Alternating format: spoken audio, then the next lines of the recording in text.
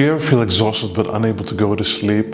Do you ever get any sleepless nights where you're staring at the ceiling of your room and you're unable to drift off into sleep? If any of this sounds familiar, you're not alone.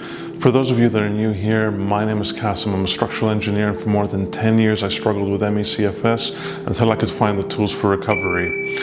In this video we're going to be unpacking why you feel tired but wired. So without further ado, let's get started.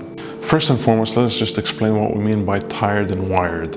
It's this kind of feeling that you have where you're just, you feel like you've run a marathon, you're completely exhausted physically, but your mind is still mentally alert and it's still buzzing, and you have this buzzing feeling in your head and you just cannot relax. This is what we mean by tired but wired. It's not caused by anxiety alone. It's a biological symptom that many people experience with CFS. Now, the root cause of this illness is not due to anxiety alone. Yes, anxiety does contribute in exasperating your symptoms. It makes you feel more tired. There are a variety of things that are going on at play over here, but the main root cause of this illness is due to the dysfunction in the autonomic nervous system.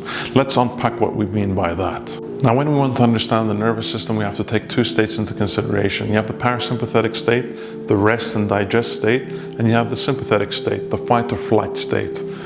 When you have a dysfunction in the autonomic nervous system, what tends to happen is that you get stuck into the latter, the sympathetic state, the fight or flight response. The body behaves as if it's consistently being stuck in a state of danger. So you have this high alert mode in your nervous system. Now, when we're suffering with a dysregulated nervous system, there are a number of symptoms that we may experience.